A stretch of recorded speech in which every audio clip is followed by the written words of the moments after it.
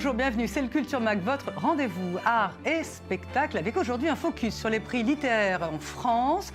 Goncourt, Renaudot, Femina, il y a plus de 2000 prix. La plupart des livres ne se vendent pas plus pour autant. Pourquoi tant de battage, tant d'agitation? C'est ce que nous verrons. Dans ce journal également, de l'art, comme à Miami, Londres, Bâle et Paris, en Israël, Tel Aviv à sa foire d'art contemporain, la Fresh Paint, un événement majeur à l'échelle du pays. C'est une dimension particulière qu'à cette foire parce qu'à la Fresh Paint, l'art fait aussi dans le social. Et puis, nous vous proposerons un portfolio. Un artiste vient expliquer son travail. Nous recevrons Dror Dome, c'est un jeune photographe et peintre couvert de prix. Il démarre une exposition dérangeante intitulée Scared to Live, Scared to Die. Peur de vivre, peur de mourir, on lui demandera ce qui reste pour être heureux.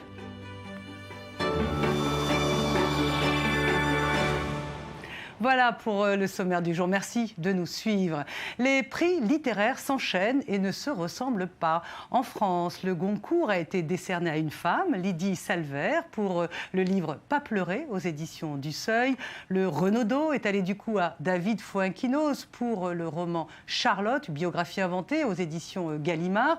Alors, le grand public suit cela plus ou moins de loin, mais la presse s'excite, dont nous d'ailleurs. Pourquoi? C'est la question que nous posons à Josiane Savigno. Bonjour Josiane Savigno, merci d'être avec nous. Vous êtes journaliste, écrivain, vous venez de sortir un livre dont on va parler dans quelques instants. Vous faites partie du jury féminin et puis surtout vous avez dirigé le puissant service livre du journal Le Monde pendant presque de 10 ans. Josiane, est-ce que vous pouvez nous dire pourquoi tout le monde s'excite sur les prix alors que dans le fond, les livres ne se vendent pas beaucoup en France? Les livres ne se vendent pas beaucoup, mais tout de même, le Goncourt fait vendre. Et justement, si les gens s'excitent sur les prix, c'est parce que les prix, malgré tout, assurent un peu plus de ventes, même si ce n'est pas toujours colossal, à part quand même le Goncourt. Le Goncourt, franchement, fait vendre, franchement.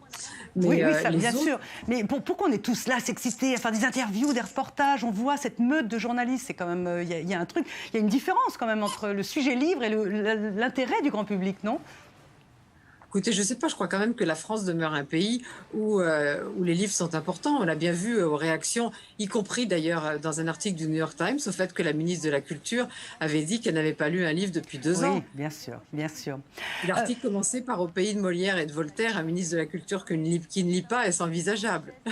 Josiane Savigno, à Saint-Germain, on bruise toujours de rumeurs. On a même entendu Pierre Assouline, membre du jury Goncourt, s'exprimer dans les médias, ce qui est quand même un sacrilège. Alors, c'est une farce financière, une farce de maison d'édition, cette histoire de prix littéraire? Pas tout à fait. Je pense qu'il y a, en effet, par rapport à tout ce que vous dites sur la question économique, il y a sûrement des pressions. Mais par exemple, le Femina a été donné à un tout petit éditeur qui n'a vraiment pas de moyens de faire pression sur les jurés. Mais en effet, du coup, par rapport à ce qu'on était en train de dire, pour un petit éditeur indépendant comme Sabine Despisères, avoir un prix, c'est important. C'est évidemment important. Alors, Josiane, avant de parler de votre livre consacré à Philippe Roth, ce Goncourt, il vous va, il est donné à une femme. Il y a eu juste seulement 10 femmes qui ont eu des Goncourt en France. Oui, mais il y a trop peu de femmes dans les prix. Moi, j'étais très contente aussi que le Femina et le Femina étranger, il y a 2 femmes, parce que en plus décerné pour un jury de femmes, bien sûr, on va pas faire je veux dire un quota en disant parce qu'on est un jury de femmes, il faut absolument couronner des femmes. Mais s'il y a des bons livres de femmes, pourquoi un jury de femmes irait-elle chercher un homme? Le livre de Lydie Salver, moi, je l'aime beaucoup. Je dois avouer que je n'avais pas aimé tous les derniers livres de Lydie Salver, mais celui-ci, je l'aime beaucoup. Il m'a beaucoup touchée. On reparlera également du livre de David Fuenquinos qui était venu sur le plateau du Culture Mag et on repassera sur le site de notre chaîne l'intégralité de son interview. Alors on va parler de votre livre maintenant, Josiane Savigno. Donc vous avez été longtemps chef du service livre au journal Le Monde et pendant 20 ans, vous avez eu l'occasion d'entretenir des relations particulières avec Philippe Roth. Vous sortez donc un livre qui est consacré à cette relation. Et alors ce qui est très drôle et humble, c'est que vous démarrez vraiment en avouant qu'au début, il vous a un petit peu envoyé balader. Ça a été terrible. On m'avait dit de ne pas y aller parce qu'il n'aime pas les journalistes, etc., etc. Mais j'avais vraiment envie d'y aller. Je me sentais un peu appuyée par ce qu'il avait dit un jour. Quand on aime un écrivain, on a envie de le voir pour comprendre son puzzle. Et donc j'y suis allée et ça n'était pas très agréable la première fois, en effet. Josiane Savigno, on comprend à travers votre livre que sa relation à son identité juive est encore plus compliquée que ses livres ont bien voulu nous le laisser entendre. Qu'est-ce que vous avez à dire là-dessus ? D'abord, il le dit lui-même, hein, il dit je ne suis pas juif de la même manière à tous les moments de ma vie. J'ai été très juif dans mon enfance, j'ai été juif à l'université quand j'ai été quasiment le seul, ou presque le seul juif dans une communauté qui n'était pas juive et où l'antisémitisme avait cours parfois.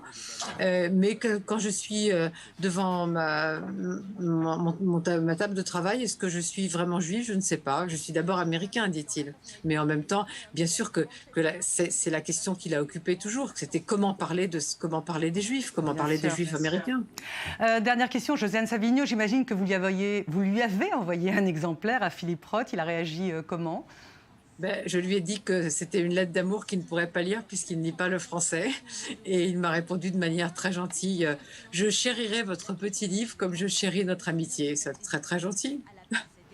Merci beaucoup, Josiane Savigno. Je rappelle le titre de votre livre qui est publié aux éditions Gallimard, les célèbres éditions, avec Philippe Roth. C'est un peu vos 20 ans de relations particulières, amoureuses et littéraires avec ce grand écrivain. Merci beaucoup. Merci à vous. On va passer à l'art maintenant avec un reportage à la Fresh Paint, un peu comme à Bâle, un peu comme à Paris, un peu comme à Londres. Israël a également sa foire d'art contemporain, ça s'appelle la Fresh Paint, mais en Israël, il y a une petite différence, c'est que c'est une foire qui est dédiée non seulement à l'art, non seulement aux jeunes talents, mais en plus à la dimension sociale. Ici, on peut aider les autres avec de la peinture. Reportage Sharar Peled avec Sandy Fortis. Fresh Paint, c'est le lieu où l'art et le design prennent une dimension sociale. Cette foire d'art contemporain est le plus grand et le plus influent événement annuel de l'art en Israël. Elle attire chaque année plus de 30 000 visiteurs. Chaque édition se tient dans un lieu différent de Tel Aviv. La Fresh Paint s'inspire des grandes foires professionnelles des 4 coins du monde. La Fresh Paint est unique avec la Greenhouse, une pépinière de jeunes talents, sorte de plateforme pour les artistes en début de carrière qui répond à tous leurs besoins. La Fresh Paint est aussi un business social. Elle crée un espace pour les jeunes artistes qui ne sont pas encore dans la sphère professionnelle. Présenter leurs œuvres, les vendre, tout simplement être exposés, ce qui n'était pas le cas avant. On va plus loin en permettant aux artistes de mener des changements sociaux au lieu de seulement les observer de l'extérieur. Adi Ekoutieli, artiste mais aussi entrepreneur social, dirige un projet interactif dont le but est de créer des collaborations entre hommes d'affaires philanthropes et art. Pour expliquer aux hommes d'affaires la différence entre coopération et collaboration et leur montrer quelles nouvelles opportunités s'offraient à eux, nous avons décidé de le faire à travers une application. On voit une image faite de 200 à 300 images liées ensemble comme un groupe d'oiseaux, tous différents mais qui prennent la même direction. Autre projet communautaire présenté à la foire, la Secret Postcard Initiative. Artistes et designers débutants, mais aussi professionnels, créent des œuvres d'art de la taille d'une carte postale, des pièces originales sans aucune reproduction qui sont toutes vendues anonymement à un prix unique. 100% des bénéfices de la vente seront reversés au département éducatif du musée d'art de Tel Aviv. Les enfants qui viennent au musée peuvent en profiter gratuitement. Les acheteurs profitent de l'œuvre d'art qu'ils ont acquise et l'artiste peut s'en servir comme une carte de visite. Réunir les grandes forces de la scène artistique israélienne et exposer les œuvres des artistes indépendants, c'est la mission de la Fresh Paint. Les projets sociaux et communautaires sont un petit plus très apprécié, particulièrement pour la communauté artistique israélienne, énergique certes, mais encore en difficulté.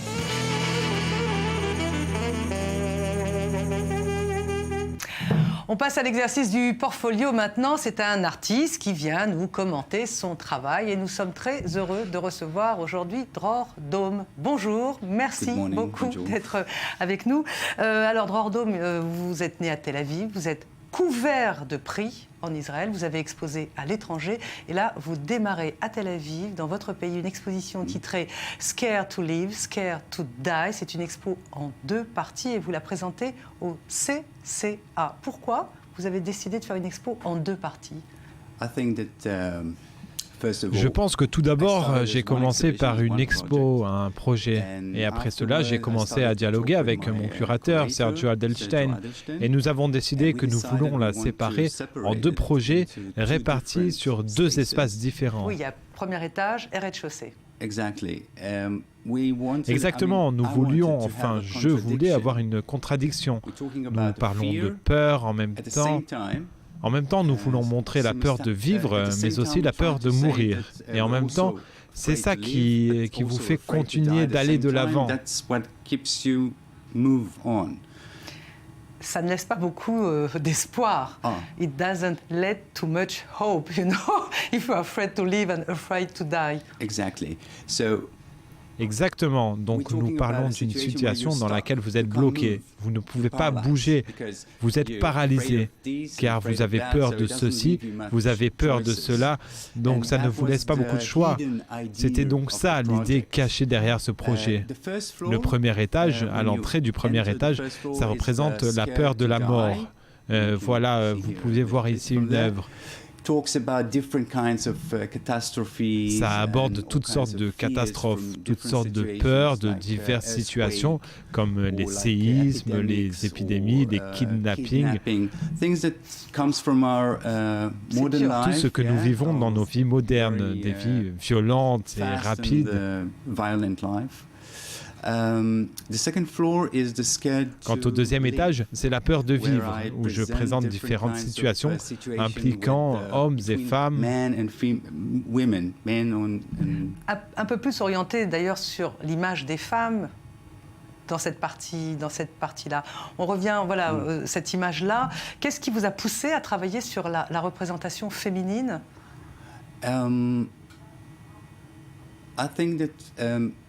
Nous parlons de cette image en particulier. Si vous la regardez, cela semble très brut, même très violent. C'est très dur.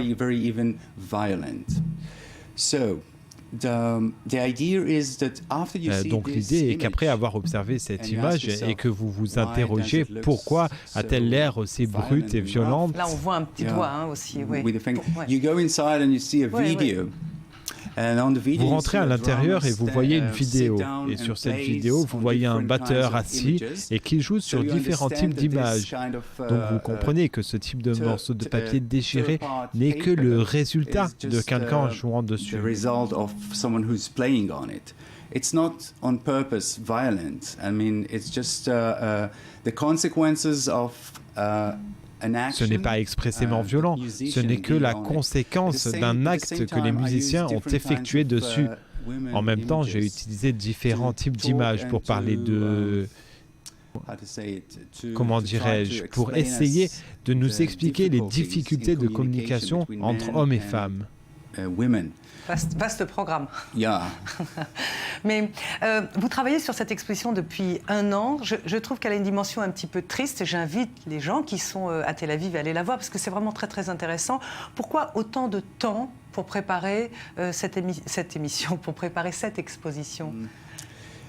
It took Cela m'a pris un peu plus de 10 mois juste pour la faire. Et il y a 1 an, le curateur m'a appelé et m'a invité à venir faire quelque chose. Et j'ai commencé... Très très beau, c'est très visuel. Oui, pardon, allez-y. J'ai commencé à travailler sur cette expo et seulement 3 mois après avoir commencé à travailler, nous avons décidé de faire cette scission. Bien sûr, ce que vous nous avez expliqué. Il faut préciser, Dror-Dome, que vous exposez donc au CCA, qui est le Centre contemporain d'art de Tel Aviv, qui est un endroit très particulier. Vous ne voulez pas des grosses institutions, même si vous êtes couvert de prix, vous vouliez cet espace-là. Vous pouvez nous expliquer pourquoi? Eh bien, c'est ma première fois dans ce centre. C'est la première fois que j'y expose. Et je pense que j'aime l'idée qu'il y ait un large éventail de liberté.